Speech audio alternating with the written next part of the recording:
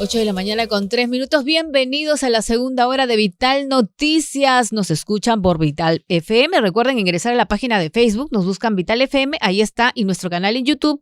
Y también nos pueden a través de la señal abierta de Nativa Televisión y por cable. A continuación, nuestros titulares. Las noticias del día. Un total de 36 partidos inscribieron sus listas presidenciales con miras a los comicios del 2026. Refuerzan seguridad en la Embajada de México, donde se encuentra asilada la exministra Betsy Chávez. Comisión permanente evaluará hoy informe final que plantea inhabilitar por 10 años a excongresista y actual candidata Mirta Vázquez. Un incendio de gran magnitud se registró en un edificio de 5 pisos en el Rímac. Según el CENAMI, San Juan del Urigancho y Ate registraron las mayores concentraciones de contaminación atmosférica durante la madrugada del 25 de diciembre por el uso de pirotécnicos. Gobierno declara en estado de emergencia en Piura ante la ola de criminalidad. El gobierno del presidente de Venezuela, Nicolás Maduro, excarceló a 71 presos políticos.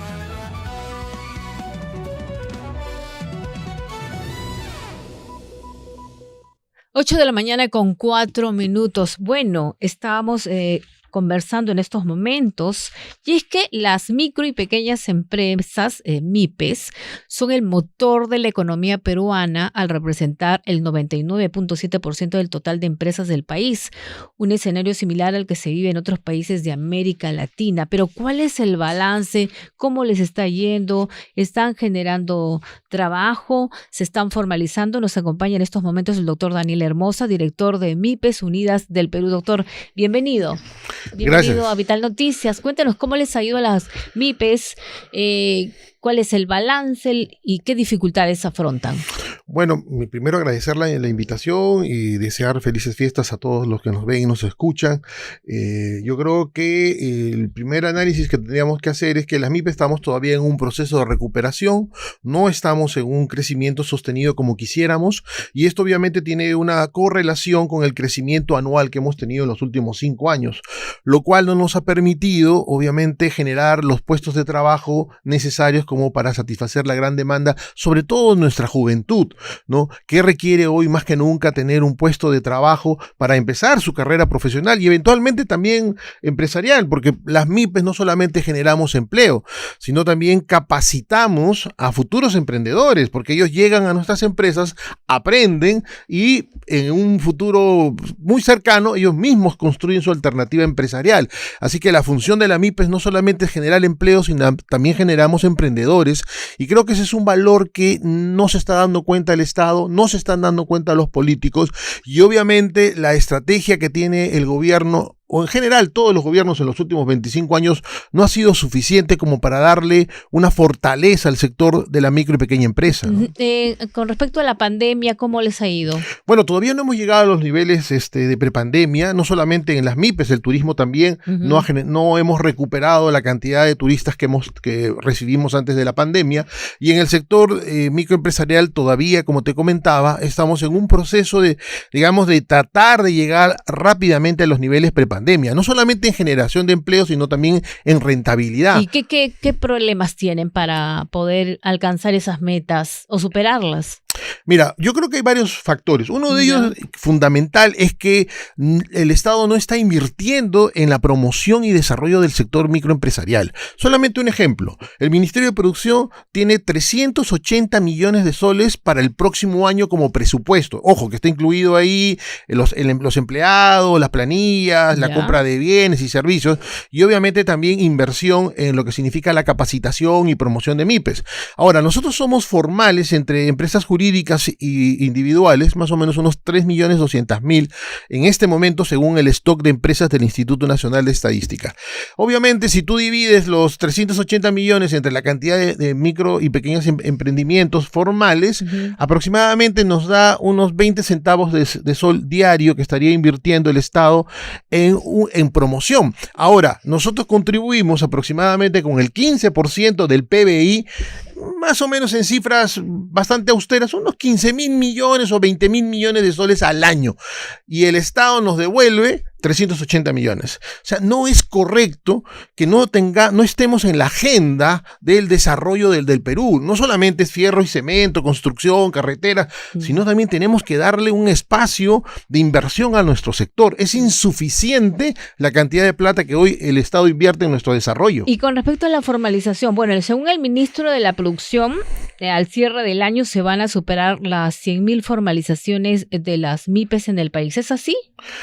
Probablemente sea mucho más, en el sentido de que no solamente la intervención del Estado en la promoción de la formalización existe, ¿no? Y ahí sabemos el gran esfuerzo que hace el Ministerio de Producción y lo reconocemos. Ya. El problema también es que necesitamos impulsar la motivación para la formalización, porque al final, ¿qué pasa con los informales? Los informales ven a los formales, ¿no? Canosos, calvos, preocupados porque hay que pagar el impuesto, las planillas, o sea, realmente la formalización desde el punto de vista del informal es una complicación adicional al mismo proceso productivo. O sea, yo ya tengo problemas para fabricar y para vender, y encima la formalización con las municipalidades, que nos cierran, que nos ponen multa, que nos corretean, no podemos poner avisos, todo son costos que las MIPES tenemos que asumir. Entonces, el Estado y sobre todo los gobiernos locales no están entendiendo que ellos su rol es impulsar a las MIPES, no vernos como caja chica. ¿Son muchos los costos? ¿Son elevados? Sí, por supuesto. Mira, no solamente son los impuestos directos que pagamos, a la SUNAT, sino también tenemos que sumar la presión tributaria que tenemos por el lado de las municipalidades. En conjunto, se supone que deberíamos... ¿Y los trabajadores están en planilla? ¿Tienen su seguro? Por eso te digo, o sea, todo lo que significa SUNAT con trabajadores, todo lo que significa impuesto a la renta, es un costo alto. Pero si esto le sumamos también los impuestos municipales, aproximadamente tenemos una presión de casi 40% en lo que significa el desarrollo empresarial. Entonces, la formalidad es muy cara.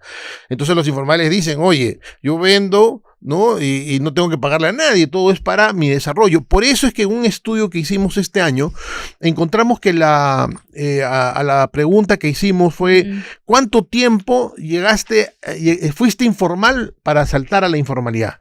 En el sector comercio, más o menos 8 años es lo que se demora un emprendedor desde que empieza a operar hasta que se decide ser formal, ¿no? Y en el sector industrial es menor, es más o menos 1 o 2 años. Ya. Lo que son informales y luego optan por la formalidad. El promedio aproximadamente es 4 años, 4 años y medio para que un empresario, un emprendedor se convierta en formal. Y ahora hay diversos problemas. Primero el temor a la SUNAT, el tema de las municipalidades, pero fundamentalmente el acceso al crédito.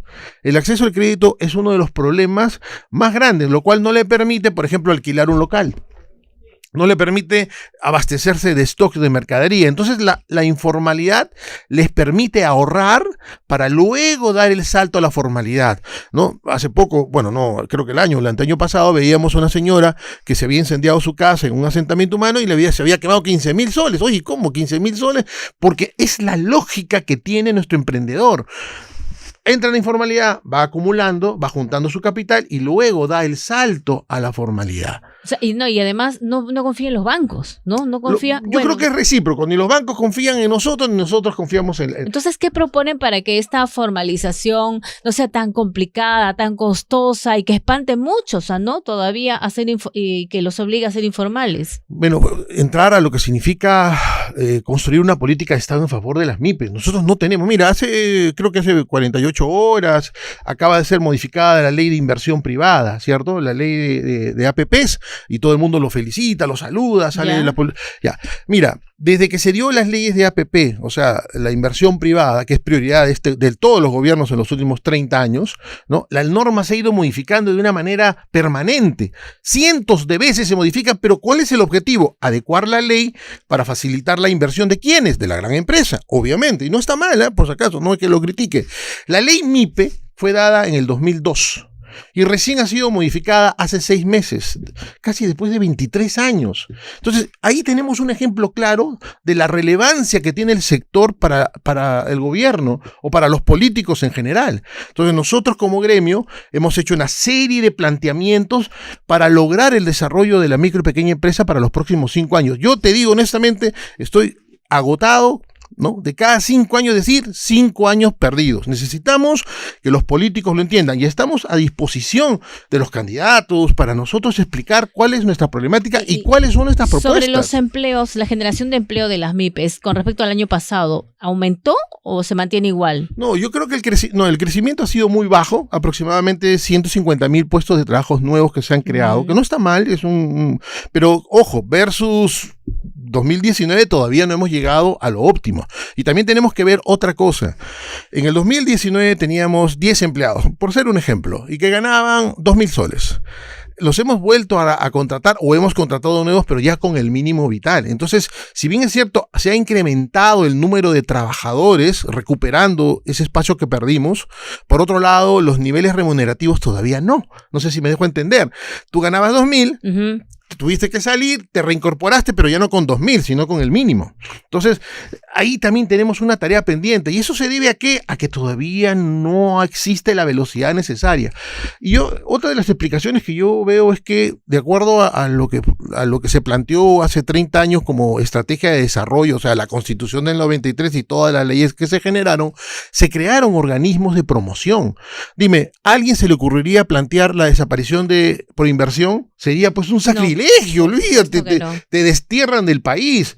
Pero en cambio, nosotros los micro pequeños empresarios perdimos Prompyme y Prompex. Y nadie lloró, a nadie le importó, ¿cierto? Entonces, esos dos motores que eran mal administrados, yo tuve la suerte de ser subdirector ejecutivo de Prompyme hace 20 años, había que cambiar la estrategia, pero desapareció. Entonces, ahora parte de la explicación de lo que está pasando el día de hoy. Ahora, pero otro punto es, muchos se dicen, no, en las MIPES los trabajadores son explotados. ¿Esto es así? No, explotados nunca.